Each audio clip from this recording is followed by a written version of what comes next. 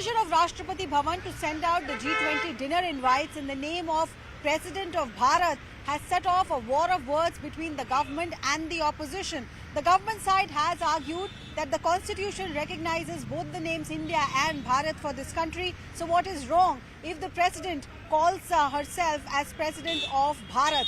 The opposition, especially those who are part of the India alliance, argue that this is a knee-jerk reaction from a quote-unquote scared government. The India alliance partners have argued that this is an attempt to change the name of the country from India to Bharat because the government is scared of the India alliance. What exactly is the legal position? Article 1, Clause 1 of the Indian Constitution says India, that is Bharat, will be a union of states. So both the names are present in the Indian Constitution. If the government is proposing to use the word Bharat more in popular terminology, like the president has done, calling herself as president of Bharat, then the government functionaries argue that they are well within their right.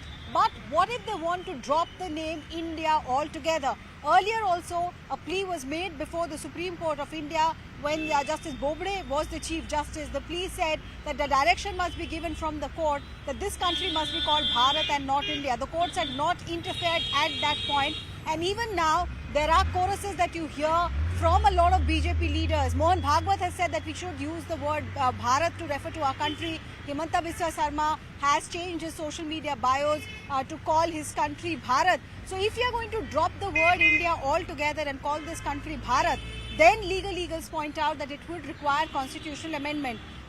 Former Secretary General of Lok Sabha, PDT Achari, while speaking to CNN News 18, said that if you want to bring in that kind of an amendment, it will have to be a constitutional amendment because right from the preamble, the country's name is called India. And therefore, you will have to bring in constitutional amendment. For constitutional amendments to go through, you will require two-third majority and you will also require ratification by the states. Leaders are pointing out from the opposition spectrum that since a number of states today are ruled by non-BJP government, will that ratification actually happen? How will you bring that about? DMK leaders whom we spoke to said that, and these are leaders who had earlier objected to the IPC CRPC's new name where India had been replaced by the word Bharatiya. So their opposition is continuing and they are pointing out that all the statutes, all the law books that govern various aspects of lives of people in this country refer to the country as India, refer to the countrymen as Indian. So if you're going to drop the word India altogether and call this country Bharat, then it will be a humongous legislative exercise. A number of laws, a number of statutes will have to be changed. So we'll have to wait and see exactly what the government is proposing. At this stage, the emphasis from the government side, from the BJP leaders, is that India is a colonial tag, is a colonial legacy, even though historians point out that the name India existed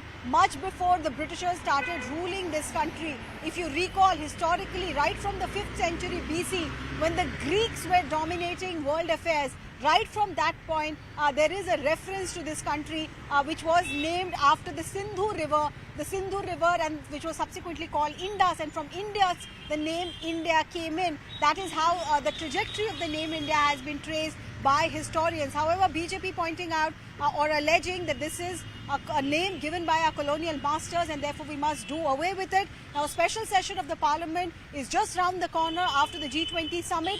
Is this the reason why this special summit has been called? Will there be a resolution, the Amrit Kal resolution from the government side where the name Bharat will finally be given, or will there be constitutional amendments brought in? So we don't have the government confirming exactly what it has on its mind in this special session, but a lot of speculations that this could be the reason. Changing the name, changing the way we refer to our country could be the reason why this session has been called. But like I pointed out, legal leaders point out, this is easier said than done.